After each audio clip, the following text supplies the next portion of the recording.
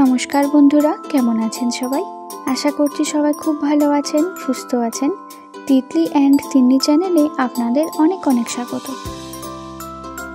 আরও একটি নতুন ভিডিওতে সবাইকে স্বাগত জানিয়ে আজকের ভিডিওটি শুরু করছি। যে দিনের ভিডিও শেয়ার করছি সেদিন ছিল বুধবার, আর এখন সকাল 9টার মতো বাজে। আজ সকাল থেকেই বেশ সুন্দর রোদ, আর তিতলি তো স্কুলে চলে গেছে। এরপর আমি একেবারে স্নান করে চলে আসলাম বাইরে এসে দেখছি গাঁদা ফুল গাছটিতে বেশ ভরে ভরে ফুল হয়েছে, আর ফুলগুলি দেখতেও বেশ সুন্দর। আর রয়েছে এখানে স্থলপদ্ম গাছটি, আর এই স্থলপদ্ম গাছটিতে ডেইলি একটা দুটো খুব সুন্দর সুন্দর ফুল ফোটে, কিন্তু এতটাই উঁচুতে যা আমার হাতের নাগালের বাইরে। আর এই যে রয়েছে এখানে পাতাবাহার গাছ, আর এই সামান্য পাতাবাহার গাছটিতে রোদ পড়াতে দেখুন কত সুন্দর ঝলমল করছে,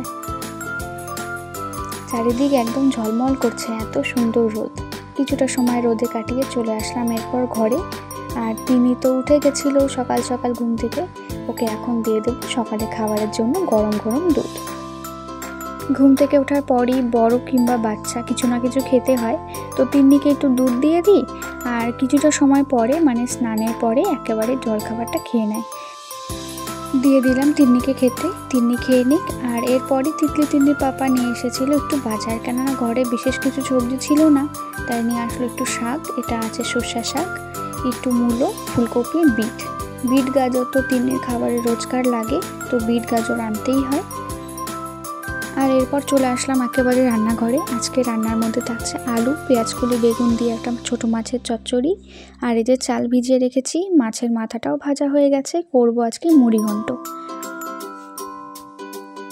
আর আমি এভাবেই রোজকার রান্না করি, দুই দিকে দুটো কড়াই চাপিয়ে তাড়াতাড়ি করে রান্না, কেননা ছোট বাচ্চার ঘরে একটু কাজও বেশি থাকে, আর তিন্নিও ভীষণ কান্না করতে থাকে যখন রান্না করি, তাই চেষ্টা করি একটু তাড়াতাড়ি রান্না করে তিন্নির কাছে যাওয়ার।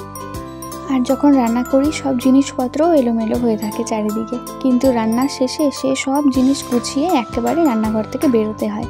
আর এদিকে বসিয়ে দিয়েছি মুড়িঘণ্টর জন্য ফোড়নে দিয়েছিলাম গোটা গরম মশলা, সাথে সাদা জিরে, শুকনো লঙ্কা, আর একটু আলুও দিয়েছিলাম, কেননা আলুটা ভীষণ পছন্দ হয়। আর দিয়েছিলাম মশলার মধ্যে পেঁয়াজ, আদা, রসুন, লঙ্কা বাটা। সব মশলাগুলো ভাজা হয়ে গেলে দিয়ে দেবো গোবিন্দভোগ চাল, যেটা ভিজিয়ে রেখেছিলাম। এরপর একে একে জিরে গুঁড়ো, ধনে গুঁড়ো দিয়ে ভালো মতো চালটা ভেজে পরিমাণ মতো জল দিয়ে দেব। আর চালটা ফুটে উঠলে দিয়ে দেব মাছের মাথা, ঘি, গরম মশলা। ব্যাস রেডি হয়ে যাবে মুড়িঘণ্ট। আর এটা আমার ভীষণ পছন্দের রান্না। আর রান্নার শেষে চলে আসলাম তিন্নিকে নিয়ে বাইরে। আসলে তিন্নির শরীরটাও খুব একটা ভালো না, ঘরে প্রচণ্ড ঠান্ডা, এর জন্য ঠান্ডাও লেগে গেছে বাচ্চাদের। আর এই সময়টা তো সব ঘরে সব জ্বর, সর্দি, কাশি, সেরকম তিন্নিরও শরীরটা খুব একটা ভালো না, ওর একটু সর্দি হয়ে গেছে এখন। সব রান্নার শেষে তিন্নিকে নিয়ে চলে আসলাম বাইরে। এখন অনেকটা সময়ই আমরা রোদে কাটাবো, এরপর যাব ঘরে। আর এরপর সব কাজ শেষে একদম রাত 11টা মতো বেজে গেছে, আর আমি এখানে বসে পড়েছি খাতা আর এখানে কালার পেন্সিল নিয়ে পড়াশোনা করতে। না তেমন কিছুই না, আসলে বাচ্চাদের পরীক্ষা সামনে আসলে বাচ্চাদের সাথে সাথে মায়েদেরও পড়াশোনা শুরু হয়ে যায়। আসলে দেখতে দেখতে তো পরীক্ষা চলেই আসলো, আর এদিকে তিতলি নামটার কিছুই পারছে না, প্রায় বলতেও পারছে না, মনেও রাখতে পারছে না। তাই আমি একটা বুদ্ধি করে এরকম পেজের মধ্যে কালার পেন্সিল দিয়ে বড় বড় করে নামটাগুলো লিখে রাখবো। আর এই লিখে রাখা পেজগুলোকে আমি লাগিয়ে দেব একদম ঠিক ওর পড়ার টেবিলের সামনে, যাতে সব সময় চোখে পড়ে, আর চোখে পড়লে সব সময় এই জিনিসগুলো মনে রাখতেও সুবিধে হবে।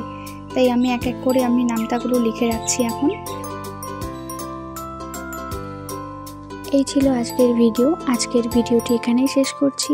ভিডিওটি কেমন লাগলো সেটা জানাবেন। ভিডিওটি যদি ভালো লেগে থাকে একটি লাইক, কমেন্ট, শেয়ার করবেন। আর চ্যানেলটি ভালো লাগলে অবশ্যই সাবস্ক্রাইব করে পাশে থাকবেন। ভিডিওটি দেখার জন্য অসংখ্য ধন্যবাদ। আপনারা সবাই ভালো থাকবেন, সুস্থ থাকবেন। আবারও দেখা হবে পরের ভিডিওতে। আমার এইসব নামটা লিখতে লিখতে প্রায় রাত 12টার মতো বেজে গেছিলো।